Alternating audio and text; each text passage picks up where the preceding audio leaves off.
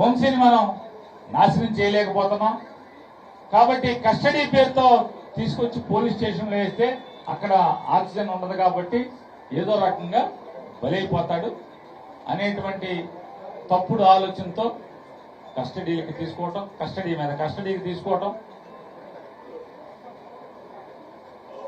అతని శ్వాసకి ఇబ్బంది అయి పరిగెడుతుంటే వాంతులు చేసుకుని కింద స్పృహలైన పరిస్థితులు పడిపోతుంటే అంతా బాగుంది అని చెప్పి బలవంతంగా తీసుకెళ్ళిపోవటం. ఫైల్స్ ఉన్నోడికేమో రమేష్ హాస్పిటల్లో వైద్యం కావాలి, లేకపోతే చచ్చిపోతాడు. ఈయనకేమో 75 ఏళ్ళు ఉన్నాయి, నాతో పోటీకి రమ్మని పరిగెట్టమంటాడు. పెళ్లి విందులాగా జైలు బయట కళ్యాణ మండపం అద్దెకు తీసుకుని రోజుకి 5 సార్లు క్యారేజీల మీద క్యారేజీలు వెళ్తాయి.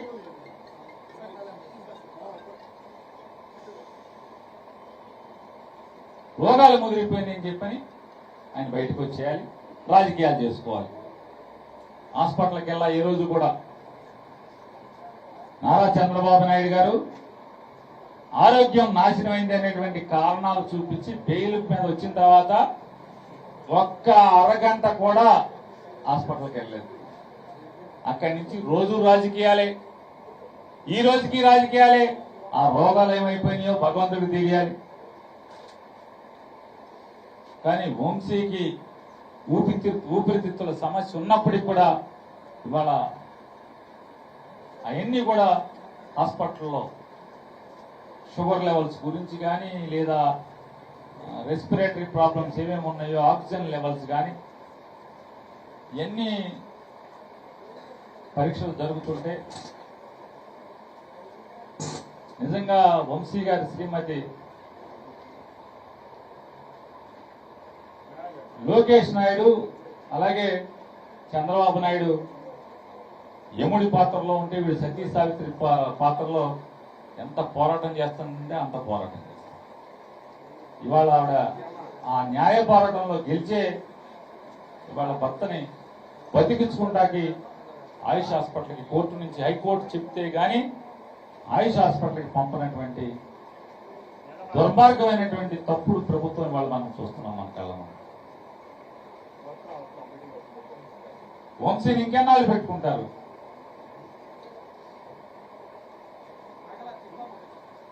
ఈ తప్పుడు కేసుల్లో, బనాయించిన కేసుల్లో మా అయితే ఇంకో వారం పెట్టుకోగలరు, ఇంకో 10 రోజులు పెట్టుకోగలరు, ఇంకో 15 రోజులు పెట్టుకోగలరు.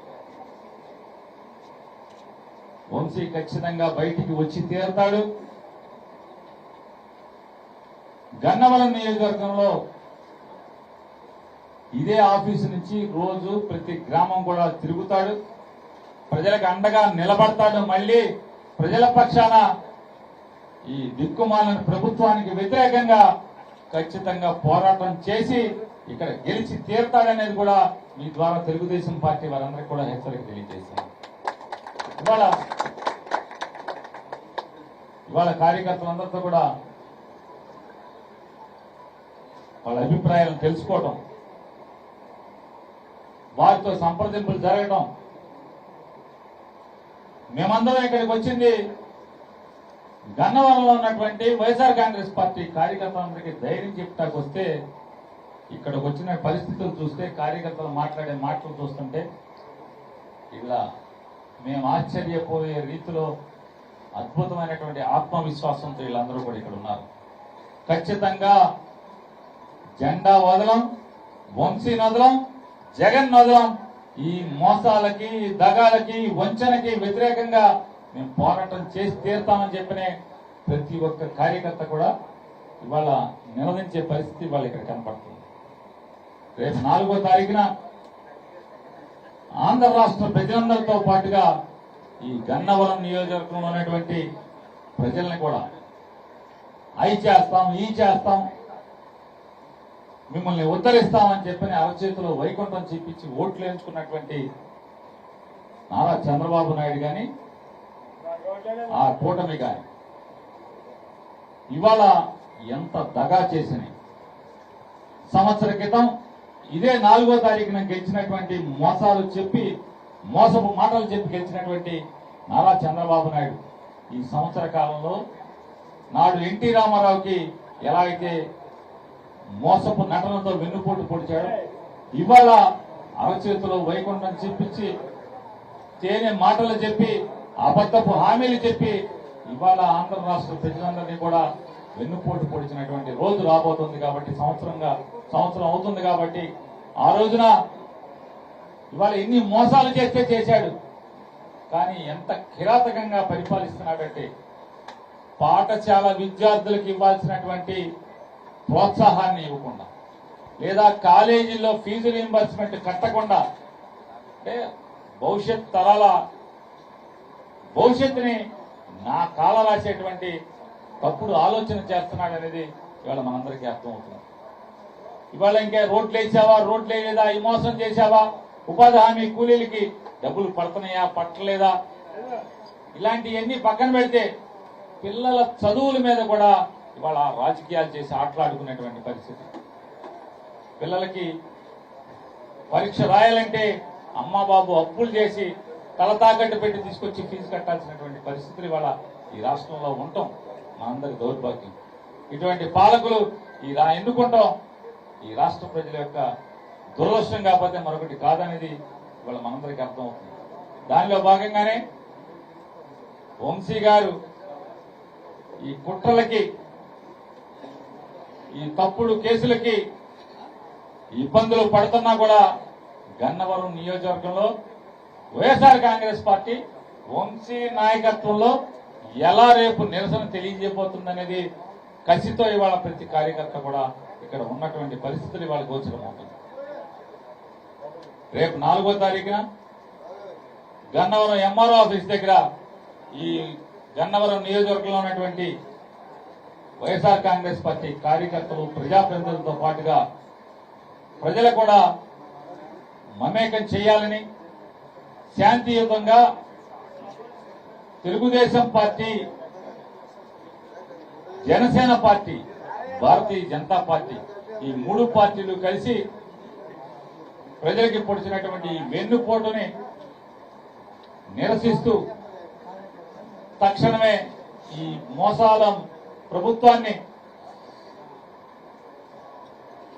వాళ్ళ హామీల్ని అమలు చేయమని చెప్పని డిమాండ్ చేసేదానికి, నిరసన తెలియజేసేదానికి ఆ రోజున గన్నవరం వైఎస్ఆర్ కాంగ్రెస్ పార్టీ ఆఫీస్ దగ్గర నుంచి శాంతియుతంగా నడుచుకుంటూ వెళ్లి ఎంఆర్ఓ ఆఫీస్ దగ్గర, గన్నవరం ఎంఆర్ఓ ఆఫీస్ దగ్గర శాంతియుతంగా నిలదించి ఆ డిమాండ్ పత్రాన్ని లేదా నిరసన పత్రాన్ని ఎంఆర్ఓ గారి ద్వారా రాష్ట్ర ముఖ్యమంత్రికి పంపించేదానికి ఆ రోజు కార్యక్రమాన్ని తీసుకోవడం జరిగింది. అలాగే ఇక్కడ ఉన్నటువంటి ప్రతి కార్యకర్త, అలాగే ఎన్నిక కాబడినటువంటి ప్రజాప్రతినిధులు కానీ, అలాగే పార్టీ బాధ్యతలు చూస్తున్నటువంటి ప్రతి ఒక్కరు కూడా ఖచ్చితంగా కసిగా వంశీ గారు లేకుండానే రాష్ట్రంలో 175 నియోజకవర్గాల్లో గన్నవరమే మిన్నగా చేసింది నిరసన కార్యక్రమాన్ని అనేట్టుగా మేమందరం ప్రజల్ని సమీకరిస్తాం, ప్రజల్ని విశదీకరిస్తాం, ప్రజల్ని రమ్మని ఆహ్వానిస్తాం. తద్వారా ఈ ప్రజా నిరసనని పెద్ద ఎత్తున జయప్రదం చేస్తామని చెప్పని ప్రతి ఒక్క కార్యకర్త చెప్పినందుకు వారికి మనస్ఫూర్తిగా పాదాభివందనం తెలియజేస్తూ ఈ కార్యక్రమానికి పెద్ద ఎత్తున వచ్చినటువంటి పార్టీ బాధ్యులకి, అలాగే ప్రజాప్రతినిధులకు కూడా అభినందనలు తెలియజేస్తాం.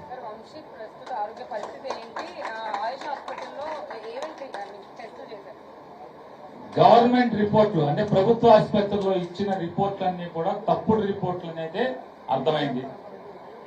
వంశీ గారి కుటుంబ సభ్యులకైతే అర్థమైంది. ఒత్తిడిలోకి లొంగి, అధికార మదానికి లొంగిపోయి ధర్మంగా వైద్యం చేయాల్సినటువంటి వైద్యులు వంశీ గారి రుగ్మతల్ని దాచిపెట్టి తప్పుడు రిపోర్ట్లు ఇచ్చారనేది వాళ్ళ కుటుంబ సభ్యులకి ఇవాళ అర్థమైంది. హైకోర్టు న్యాయస్థానం వల్లే వంశీ మరణానికి చెరువు కాకుండా మళ్ళీ పూర్ణాయుష్కుడు అవటానికి హైకోర్టే దారి చూపించిందని చెప్పని వాళ్ళ కుటుంబ సభ్యులు ఆనందపడుతున్నారు.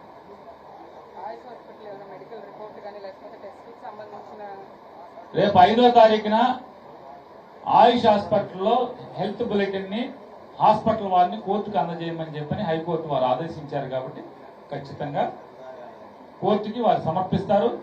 ఈలోపు నేనైతే నాకున్న అవగాహన మేరకు నేను తెలుసుకున్నది చెప్పేది, ఎక్కడెక్కడైతే వంశీని సమాజం కోసం, కోర్టుల కోసం, మీడియా కోసం ఆసుపత్రికి తిప్పారో అక్కడ ఇచ్చినవన్నీ కూడా తప్పుడు రిపోర్టులు, ఒత్తిడికి లొంగించిన రిపోర్టులు, అధికార మదానికి దాసోహం ఇచ్చిన రిపోర్టులనైతే కుటుంబ సభ్యులకు అర్థమైంది.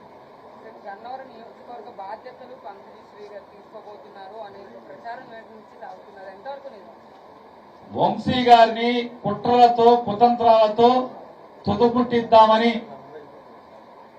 నారా చంద్రబాబు నాయుడు ఆయన కొడుకు ప్రయత్నం చేస్తుంటే ఆ యముడు లాంటి పాత్రలో ఉన్నటువంటి వారి మీద సతీ సావిత్రిలాగా దిగ్విజయంగా అద్భుతంగా పోరాటం చేస్తున్న ఆవిడ భర్తని బతికించుకుంటాకి, భర్తను విడిపించుకుంటాకి ఆవిడ పోరాటం పరిమితం తప్పితే వంశీయే ఈ అసెంబ్లీ నియోజకవర్గాన్ని వైఎస్ఆర్ కాంగ్రెస్ పార్టీ ఇన్ఛార్జ్ గా ఉన్నాడు, ఉంటాడు, రేపు పోటీ చేస్తాడు, గెలుస్తాడు.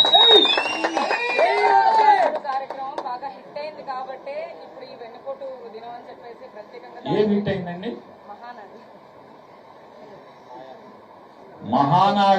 మహానాడుకు వచ్చిన జనం ఎవరో మీ టీవీల్లోనే వేస్తున్నారు. ఎవడెవడు పచ్చ చక్క వాడు ఉద్యోగస్తుల్ని, డ్వాక్రా అక్క చెల్లెల్ని, డ్వాక్రా గ్రూప్ లో పనిచేసేటువంటి యానిమేటర్లని అసభ్య పదజాలంతో ఎలా బెదిరిస్తున్నారు. మీరు బస్సు ఎక్కకపోతే ఏమవుతుంది, మీ జీవితాలు ఏమవుతాయి, మిమ్మల్ని ఏం చేస్తాం అనేటువంటి బెదిరింపులతో బెదిరించి బలవంతంగా బస్సులు ఎక్కించి తీసుకెళ్లినంత మాత్రాన అది బలమెట్ట అవుతుంది, వాపు అవుతుంది. కానీ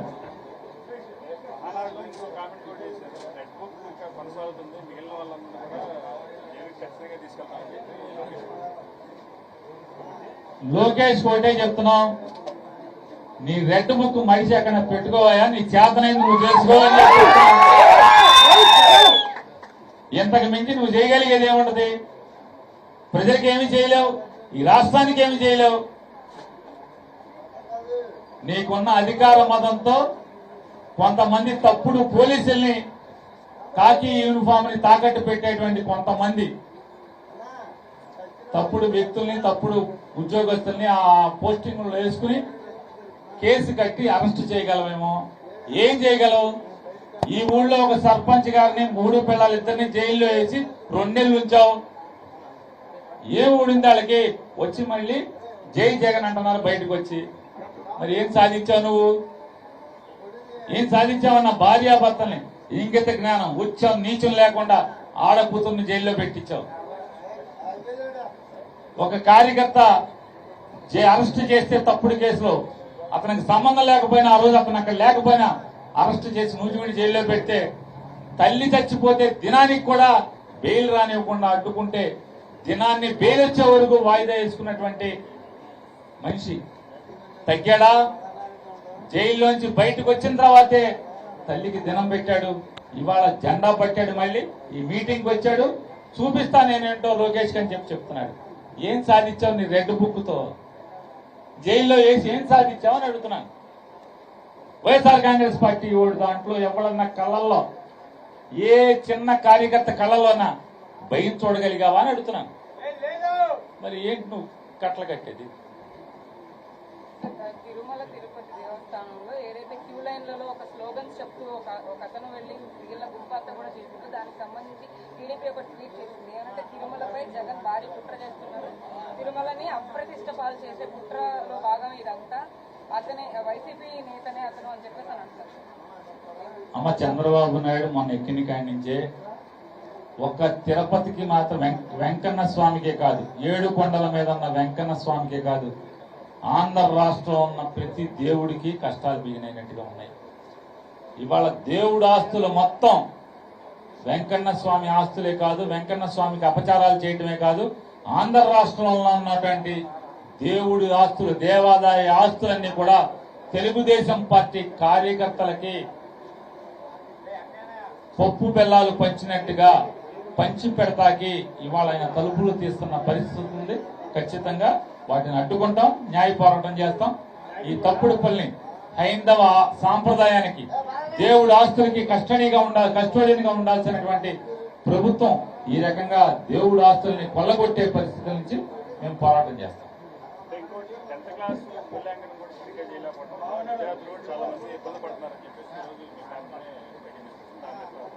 మా పార్టీ బయటకు తీసుకురాలా, సమాజం బయటకు తీసుకొచ్చింది. ఎవరైతే దెబ్బలు తిన్నారో, ఎవరి పేపర్లు అయితే బాగా రాసినా కూడా తప్పుడు మార్కులు వేశారో, ఒకరి పేపర్ ఒకరికి రాశారో, ఒకరికి మార్కులు మార్చారో, ఆ బాధితులు గొంతెత్తి అరుస్తున్నారు. అంటే వీళ్ళ పనితీరు, మరి ప్రత్యేకించి ఆ మంత్రి పనితీరు ఏ రకంగా డొల్లతనంగా ఉందో, మాటలు ఎక్కువ చేతలు తక్కువ అనేది మనకి వాళ్ళ అర్థం అవుతుందో, ఇలా చేతకాని తలం వల్ల ముక్కు పచ్చలారని పిల్లల భవిష్యత్తు కాలరాస్తున్నారు, నాశనం అవుతుందనేది ఈరోజు ఆవేదనగా ఉంది.